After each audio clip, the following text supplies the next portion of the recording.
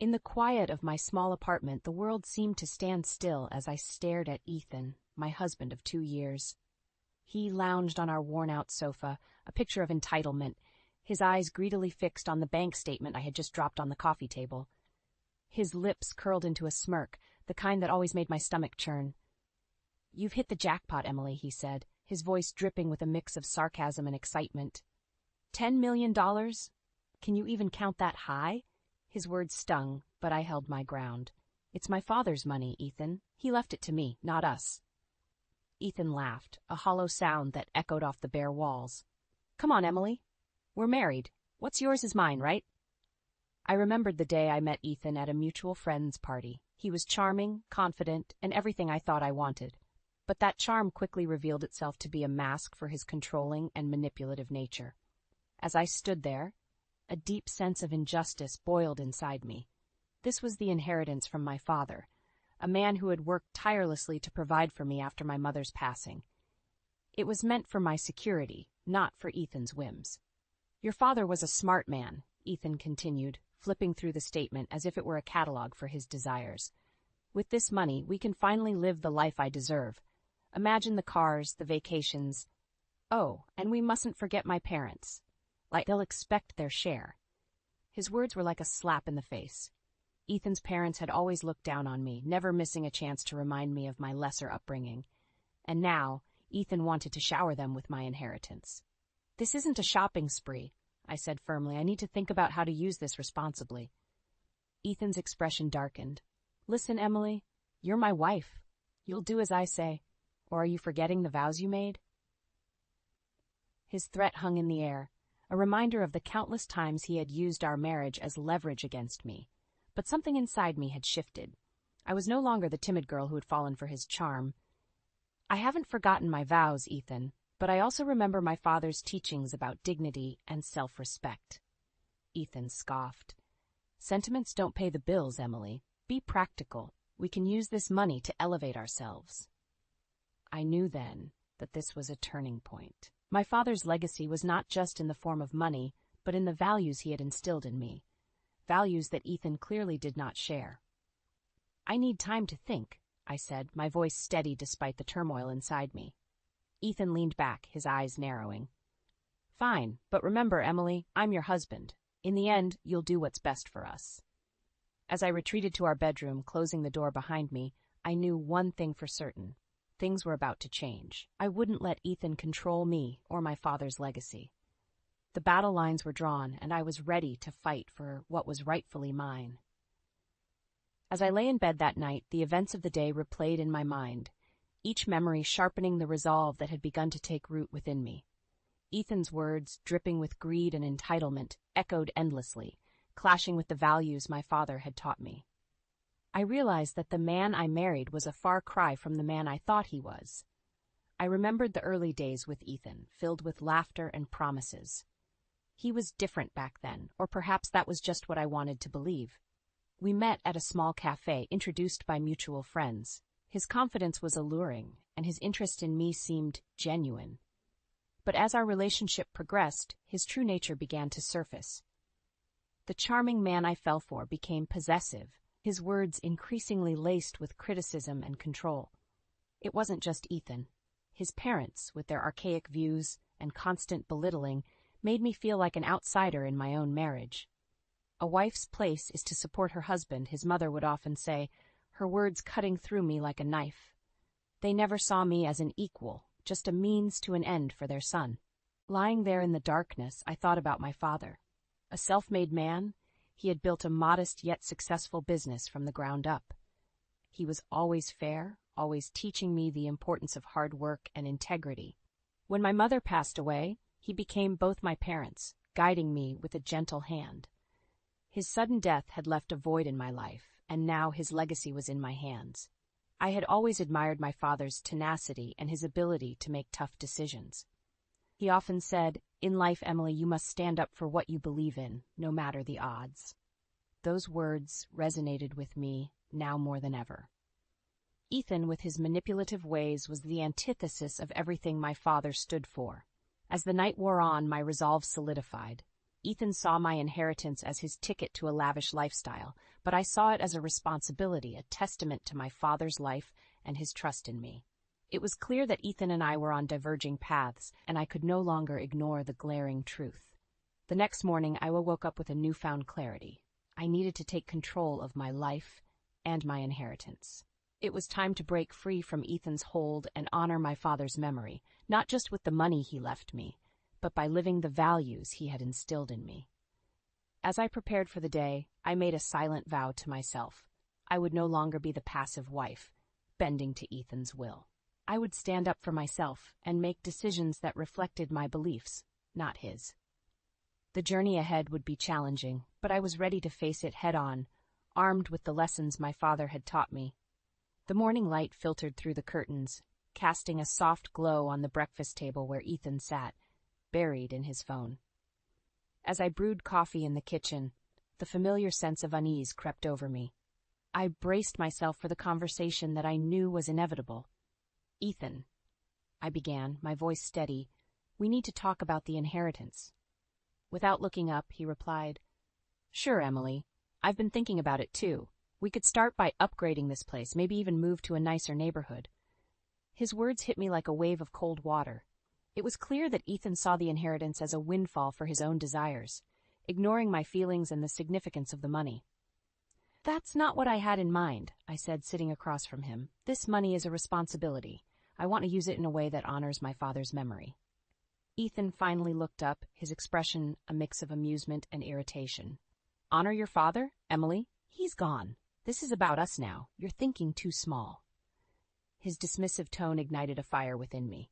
"It's not about thinking small, Ethan. It's about making choices that are right, not just extravagant." Ethan leaned forward, his eyes narrowing. "I'm your husband, Emily. You should be thinking about our future together. Don't be selfish." Selfish? The accusation stung, but I held my ground. Wanting to use my father's money wisely isn't selfish. It's what he would have wanted. Ethan scoffed, standing up abruptly. "Fine, have it your way. But remember, I'm part of this too. We'll see how long you can hold on to your ideals." As he stormed out, I felt a mixture of anger and relief. The conversation had only reinforced my belief that Ethan and I were fundamentally different. His idea of a future was one of luxury and indulgence. Mine was of stability and purpose. Over the next few days, the tension in our apartment grew. Ethan became increasingly hostile, his comments more cutting. But with each passing day, my resolve grew stronger. I started to plan my next steps, researching financial advisors and investment opportunities that aligned with my values. One evening, as I sat poring over documents, Ethan's voice cut through the silence. "You're wasting your time, Emily. You could be enjoying life, but instead you're acting like an old miser." I looked up, meeting his gaze. "This isn't a waste of time, Ethan. It's about making informed decisions." Ethan shook his head, a smirk playing on his lips. "You'll regret this, Emily. When you're alone with your precious morals and your money, you'll realize you made a mistake." His words were meant to hurt, but they only strengthened my determination. I was no longer the woman who needed Ethan's approval. I was my father's daughter, and I would honor his legacy in a way that was true to myself. Days turned into weeks, and the chasm between Ethan and me widened with every passing moment. His attempts to control how I used the inheritance became more blatant, his demeanor more aggressive. But with each attempt, my resolve to break free from his grasp only strengthened. One evening, as I returned from a meeting with a financial advisor, I found Ethan waiting for me, a storm brewing in his eyes. "Where have you been?" he demanded, his voice cold and accusing. "I was seeing a financial advisor, planning for the future," I replied, trying to keep my voice calm. Ethan's laugh was bitter. "Planning for a future without me, no doubt. You think you're so clever, don't you, Emily?" His words were a dagger to my heart, but I refused to show my pain. "It's not about excluding you, Ethan. It's about making responsible choices." Ethan stepped closer, his anger palpable. "I am your husband, Emily. Your choices should include me. But you've decided to play the independent woman, haven't you?" I met his gaze, my own anger rising. "Yes, I am independent, Ethan. I don't need your permission to make decisions about my life or my father's inheritance." The air between us crackled with tension. Ethan's face twisted into a mask of fury. "You'll regret this, Emily. You think you can just walk away from me, from our marriage?" I took a deep breath, steadying myself. This isn't about walking away from our marriage. It's about standing up for myself, something you've never respected. Ethan's next words were venomous. "You're nothing without me, Emily. You think you can manage all this money on your own? You're deluding yourself." His attempt to belittle me only fueled my determination. "I am not deluding myself, Ethan. I know exactly what I'm doing." Ethan stormed out of the room, slamming the door behind him. The sound echoed through the apartment, a symbolic end to the conversation, and, perhaps, to more than that. That night, as I lay in bed, I couldn't sleep. Ethan's words, though hurtful, had ignited a fire within me. It was clear that our marriage was no longer a partnership, but a battleground. I thought about the strong, independent woman my father had raised me to be. He had always encouraged me to make my own decisions, to stand up for what I believed in. It was time for me to honor his teachings, to take control of my life and my future. The next morning, I made a decision. I would not let Ethan's threats and manipulation dictate my actions any longer. I was going to reclaim my independence, my dignity, and my father's legacy.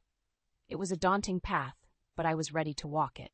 The first step was to distance myself from Ethan and his toxic influence. I needed space to think, to plan, and most importantly, to breathe.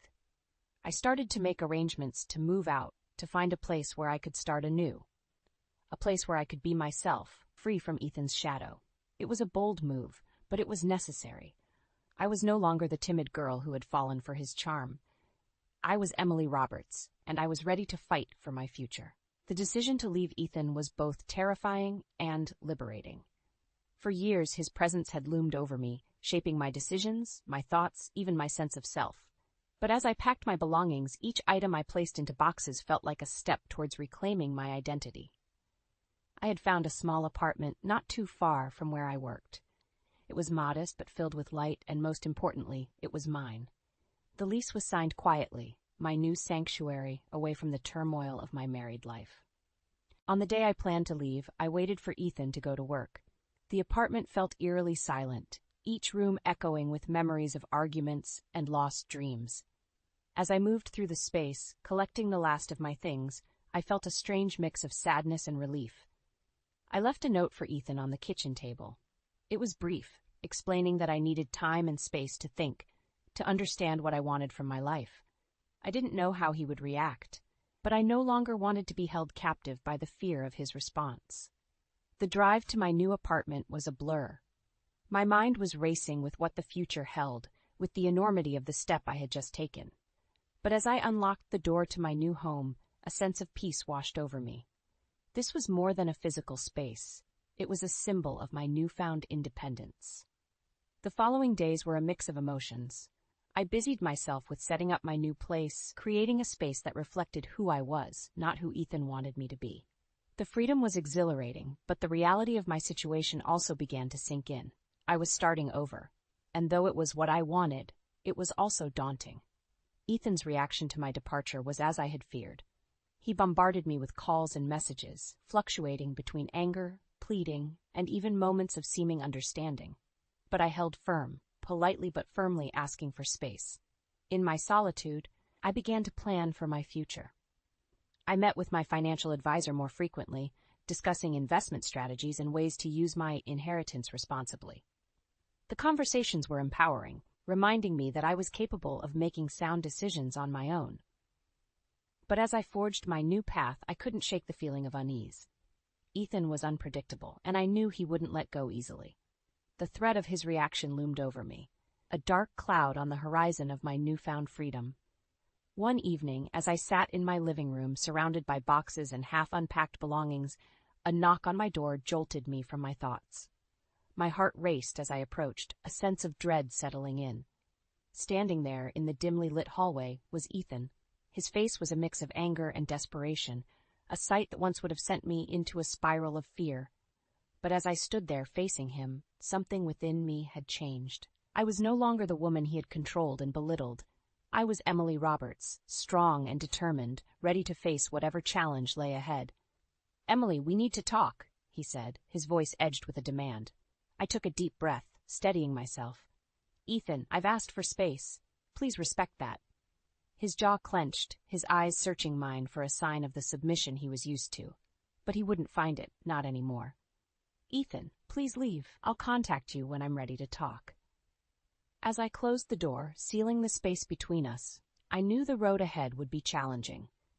But for the first time in a long time, I felt ready to face it. In the weeks that followed my departure, the world seemed to shift on its axis. I navigated my new life with a sense of purpose, fueled by the determination to live on my terms. The freedom was intoxicating, yet the shadow of Ethan's presence lingered, a reminder of the life I had left behind. Ethan's attempts to reach me became more frantic. His messages oscillated between apologies, threats, and pleas for reconciliation. But with each word, the man I once thought I knew unraveled further, revealing the depth of his manipulative nature. I found solace in my work and in the slow process of building my new life. The apartment became a sanctuary, a place where I could breathe, think, and dream without the weight of Ethan's expectations. Then, one day, as I was leaving for work, I received a call that would change everything.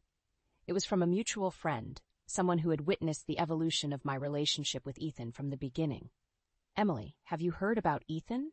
she asked, her voice tinged with concern. I felt a knot form in my stomach. "No, what happened?" "He's lost his job. After you left, he fell apart. He's been making scenes at work, lashing out. They had no choice." The news hit me like a wave. Despite everything, a part of me ached for the man Ethan once was, or the man I believed him to be. But another part, the stronger, more resilient part, knew this was the consequence of his actions, a result of the choices he had made. As the days turned into weeks, more news trickled in. Ethan had become a recluse, avoiding friends and family. His once charming facade had crumbled, leaving behind a man consumed by his own bitterness and regrets. The transformation was stark, a harsh reminder of how far he had strayed from the person I had once loved. His downfall, while self-inflicted, was a tragic testament to the destructive power of greed and manipulation. In the midst of this, I found strength in the legacy my father had left me. The inheritance, once a point of contention, became a symbol of my journey towards self-reliance. I invested wisely, focusing on sustainable and ethical ventures that aligned with my values. But more than the financial security, it was the emotional and psychological freedom that truly marked my new beginning. I had stepped out of Ethan's shadow, emerging stronger, more confident, and more grounded in who I was and what I stood for. As I moved forward, the lessons of my past became the guiding light for my future. I embraced each day with gratitude, knowing that the struggles I had endured were not in vain. They had led me to this moment, to a life lived on my own terms, true to myself and to the values my father had instilled in me. Ethan's downfall was not my victory. It was a somber reminder of the path I had chosen not to take. My victory lay in the peace I had found, in the life I was building, and in the promise of a future filled with hope and possibilities. Months had passed since I stepped out of the shadow of my old life, and with each day, the past seemed more like a distant memory. My new life in my modest apartment was filled with small joys and achievements, each marking a step further away from the turmoil that once consumed me. I had established a routine that brought me comfort and a sense of purpose. Mornings were spent at my job, where I found fulfillment in my work. Evenings were reserved for exploring my interests and hobbies, activities I had long neglected in the shadow of Ethan's overpowering presence. As I settled into this new rhythm, I discovered parts of myself that had been buried under years of suppression. I found a passion for painting, a hobby that allowed me to express my emotions and experiences in vibrant colors and bold strokes. Each canvas was a testament to my journey, a reflection of the pain, the growth, and the healing. Friends and colleagues noticed the change in me. Gone was the timid, unsure woman they once knew. In her place stood someone who exuded confidence and contentment. Their support and encouragement were constant reminders of the strength that comes from being surrounded by positivity and understanding. One afternoon, as I walked home from the grocery store, I found myself passing by the park where Ethan and I had often spent lazy Sundays. The memories came flooding back, but they no longer held the same power over me. I could look back at those moments and recognize them for what they were, stepping stones on my path to self-discovery. As I sat on a bench, watching families and couples enjoying the sunny day, my thoughts turned to my father. I wished he could see me now, see how his teachings had guided me through the darkest of times. In my heart, I knew he was with me, his wisdom and love a guiding light. The inheritance, which had once been a source of conflict, had become a foundation for my future. I had invested wisely, ensuring financial stability for myself. But more than the monetary value, it was the emotional inheritance from my father that I treasured most. The lessons of integrity, kindness, and resilience. In the quiet of the evening, as I sat in my living room, surrounded by my paintings and the comforts of my new life, I realized how far I had come. The journey had not been easy, but it was worth every step. I had emerged from the ashes of my old life, stronger and more assured of who I was. I no longer defined myself by my relationship with Ethan or by the events of the past. I was Emily Roberts, a woman who had faced adversity and emerged victorious, not because I had defeated someone else, but because I had discovered and embraced my true self. As I looked towards the future, I did so with optimism and a sense of peace. There were still many chapters to be written in my life, but for the first time, I felt excited and ready for whatever lay ahead. I had found my place in the world, a place where I could be me, unapologetically and wholeheartedly. And in that realization lay my greatest triumph.